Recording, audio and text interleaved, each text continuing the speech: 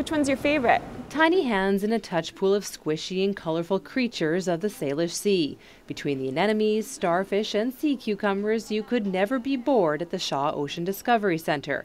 And with a little help from the grown-ups, 2-year-old Eerie Jo is getting her first taste of what lies beneath. It's funny how it sticks to your finger, isn't it?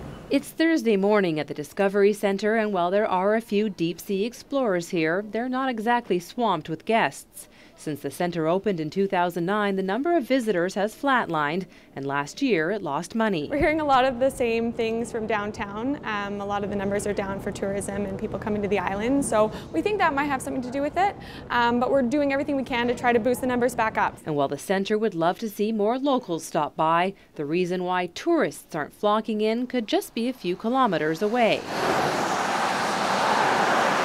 It may not look like much, and well, that's exactly what the problem seems to be. This is the visitor center on the Pat Bay Highway, a stone's throw from BC Ferries. It's just a few hundred square feet and stocked with some basic brochures. And now the Peninsula Chamber of Commerce says this 25-year-old facility is past its useful life. Existing facility, I think, would be very, very basic. We've done the best that we can with the existing facility. We've made some improvements along the way, increasing it in size, adding in new washrooms, so really just making do with what we have. The Chamber of Commerce says because the visitor center looks like that, tourism on the island is missing out. In fact, Tourism Victoria says because of its dated appearance and lack of signage, drivers coming off the ferry just zip right by and don't stop in to find out what the South Island has to offer. It's a missed opportunity to provide the kind of extraordinary welcome that we want to provide and that we're capable of providing. And like I say, this is the gateway to the capital region and the gateway to Vancouver Island. So in terms of first impressions, I think we can do better. In 2010, more than 18,000 people stopped into the center, but that number fell to just over 16,000 in 2012. Just one more reminder that this could be so much more. It's the kind of thing that we should have here, just with where we're located. This really is the gateway. So the Saanich Peninsula Chamber of Commerce has submitted a funding request to the provincial government for a brand new visitor center, one that could cost about $3 million.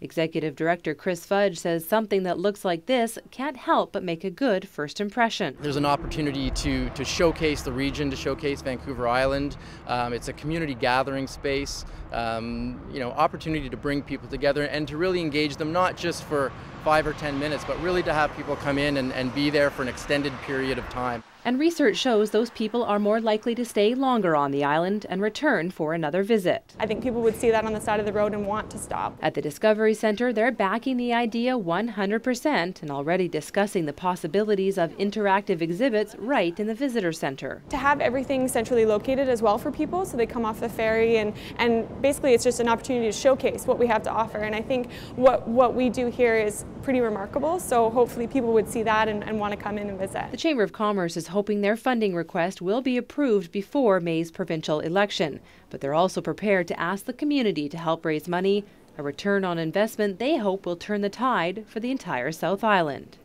In Sydney, I'm Nikki Ewanyshyn.